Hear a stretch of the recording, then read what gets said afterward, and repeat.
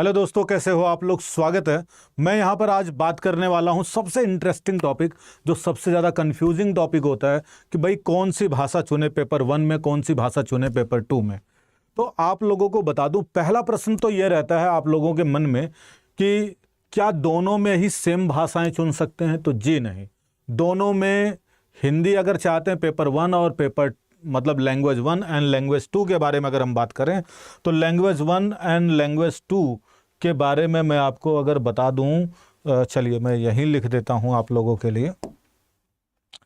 अगर आप लोगों के सामने जिसको आप कहते हैं लैंग्वेज 1 या L1 और L2, लैंग्वेज 1 का मतलब होता है लैंग्वेज 1 अगर आप यहाँ पर हिंदी ले रहे हैं तो दोनों में ही लैंग्वेज 1 नहीं ले सकते हैं, क्योंकि किसी भी व्यक्ति की भाषा पहली भाषा हिंदी और दूसरी भाषा हिंदी नहीं होती, क्योंकि दूसरी भाषा कुछ अन्य सीखता ही सीखता है।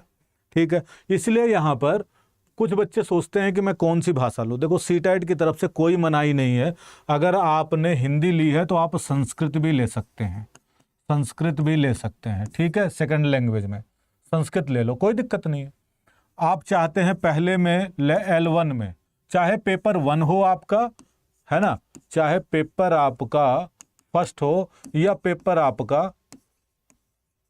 आपका सेकंड हो, दोनों के संदर्भ में बता रहा हूं। ठीक है, हिंदी पहली लैंग्वेज ले रहे हैं तो संस्कृत भी ले सकते हैं, इंग्लिश भी ले सकते हैं, इंग्लिश भी ले सकते हैं। और जिन लोगों ने उर्दू को भी पढ़ रखा है ग्रेजुएशन वगैरह में, वो आप उर्दू भी सिलेक्ट कर सकते हैं। उर्दू या ग्रेजुएशन जिस लेवल का आप फॉर्म भर रहे हैं, मान लो पेपर 1 के लिए भर रहे हैं तो 12th तक यदि आपकी उर्दू है तो उर्दू भी सेकंड लैंग्वेज के रूप में ले सकते हैं, इंग्लिश भी रख सकते हैं, संस्कृत भी रख सकते हैं। सेम यही चीज अगर आप यहां पर संस्कृत लेना चाहते हैं तो संस्कृत भी ले सकते हैं। लेकिन जिसको भी फर्स्ट लैंग्वेज के रूप में चुने, सुन लीजिएगा मेरी बात, जिसको भी आप फर्स्ट लैंग्वेज के रूप में चुने, कम से कम ग्रेजुएशन में वो जरूर पढ़ी हो, क्योंकि बहुत सारे ऐसे इंटरव्यू होते हैं, बहुत सारी ऐसी चीज़ें होती हैं जहां पर इन चीज़ों को देखा जाता है। बहुत सारे ऐसे एग्जाम होते हैं नहीं देखा जाता है। तो हम अपने लक के साथ में समझौता ना करें, अपने कामों को सही तरीके से रखें। दूसरा, अगर कोई बच्चा साइंस साइड वाला है तो अब वो पहली लैंग्वेज को संस्कृत तो रख के नहीं पढ़ेगा, क्योंकि उसका बेस जो रहा है, बैकग्राउंड रहा, वो इंग्लिश का रहा है, या हिंदी का भी रहा हो तो वो इंग्लिश और हिंदी को ही चुने। पहली बात मैं बता दूं, वो चाहे तो हिंदी को फर्स्ट लैंग्वेज के रूप में ले सकता है, ठीक है, और सेकंड लैंग्वेज के रूप में इंग्लिश को ले सकता है। लेकिन अपने में इंग्लिश जरूर रखिएगा, संस्कृत मत लेना। क्योंकि आप PCM मतलब मान लो नेचुरल साइंस के भी टीचर बनना चाहते हैं सीटेट के बेस पे, कभी कागज चेक होते हैं, कोई दिक्कत आती है, तो पहली बात तो ये, दोनों में सेम लैंग्वेज नहीं चुन सकते, नहीं चुनने का मौका देगा। ठीक है, पहली बात, पहला क्वेश्चन होता है क्या मैं दोनों में इस सेम भाषा ले सकता हूं, तो मत लेना। आर्ट साइड और साइंस साइड की बात करते हैं तो साइंस साइड वाले बच्चों के लिए मैं हमेशा प्रेफरेंस मेरी तरफ से यही रहेगा, आप चाहें तो इंग्लिश को फर्स्ट लैंग्वेज रखें, नहीं रख सकते तो इंग्लिश को सेकंड लैंग्वेज के रूप में एटलीस्ट जरूर रखें। ठीक है, फर्स्ट लैंग्वेज का मतलब वहाँ पर मदर टंग भी मान लिया जाता है, मतलब जिसमें हम पढ़े हुए हैं बचपन से, तो इसलिए उसको फर्स्ट लैंग्वेज में हिंदी रख सकते हैं, और सेकंड लैंग्वेज आपकी जो दूसरी भाषा जिसको आपने प्रेफरेंस दिया है उसको रख सकते हैं। वैसे तो आपके पास 22 भाषाएं हैं, इन 22 भाषाओं के में पेपर आपका होता है, इनमें से कोई सी भी भाषा ले सकते हैं, लेकिन 2 भाषाएं आपको लेनी पड़ेंगी। तो सबसे ज़्यादा जो सुटेबल रहेगा वो भाषाएं लीजिएगा, चाहे पेपर 1 है चाहे पेपर 2 है। और ये रहा कि क्यों का प्रश्न का जवाब यही है कि साइंस साइड वाले बच्चे अब संस्कृत लेकर के नहीं पढ़ते हैं ना, तो फर्स्ट लैंग्वेज या सेकंड लैंग्वेज में से इंग्लिश एक में जरूर रखिएगा। आर्ट साइड वाले बच्चे साइंस संस्कृत रख सकते हैं, हिंदी भी रख सकते हैं, बाकी जो उनके लैंग्वेज की तैयारी वो रख सकते हैं। देखो, यहाँ कॉमर्स का कोई पेपर होता नहीं है सीटेट में। सीटेट में 2 ही पेपर होते हैं, या तो ह्यूमैनिटीज़ का, जो कॉमर्स वाले होते हैं वो भी जो है सोशल साइंस के लिए भरते हैं, और जो बच्चे नॉर्मल जो अपना आर्ट साइड वाले हैं वो भी जो है सोशल साइंस वाला भरते हैं। बाकी साइंस वाले, मैथ वाले सब साइंस बैकग्राउंड के अंतर्गत आते हैं, इसलिए वो उसी का फॉर्म भरते हैं।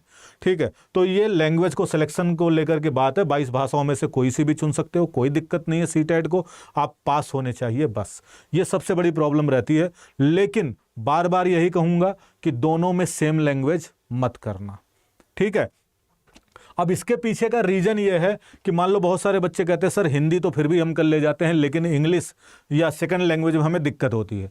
तो इंग्लिश को अगर फर्स्ट लैंग्वेज में रखते हैं तो पेपर 1 में क्या होता है, लैंग्वेज 1 में क्या होगा कि एक पैराग्राफ आएगा और एक आएगी आपकी पोयम आएगी, ठीक है, एक पोयम आएगी, एक पैराग्राफ आएगा। जबकि सेकंड लैंग्वेज के रूप में जिसको रखोगे दोनों में पैराग्राफ आएगा।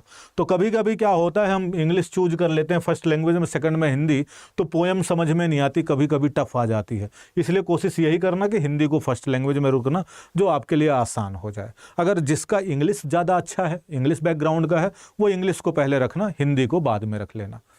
देखो पेडागोजी का पोर्शन लगभग सभी में सेम है, सेम, क्योंकि भाषा के लिए हमारे जो एनसीएफ है उसकी तरफ से कोई अलग से पढ़ाने के लिए प्रारूप नहीं बनाया गया है।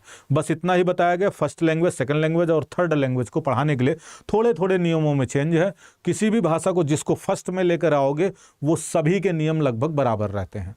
इसलिए आपको ध्यान रखना है कि अलग अलग से किसी एक एक भाषा को पढ़ाने के लिए एनसीएफ की तरफ से कोई गाइडलाइंस नहीं है।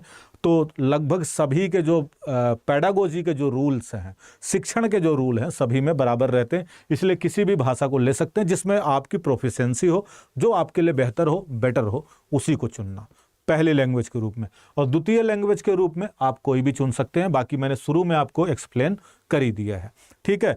तो इसको चुनते समय भी आप जरूर रखें ध्यान। और बाकी जैसे जैसे एग्जाम नज़दीक आएगा तो इससे रिलेटेड मैं बताऊंगा कहाँ इसको चेक करते हैं, कैसे चेक करते हैं, इससे संबंधित जानकारी मैं बाद में दे दूंगा। तब तक के लिए thank you so much, take care, bye bye, जय हिंद, जय भारत।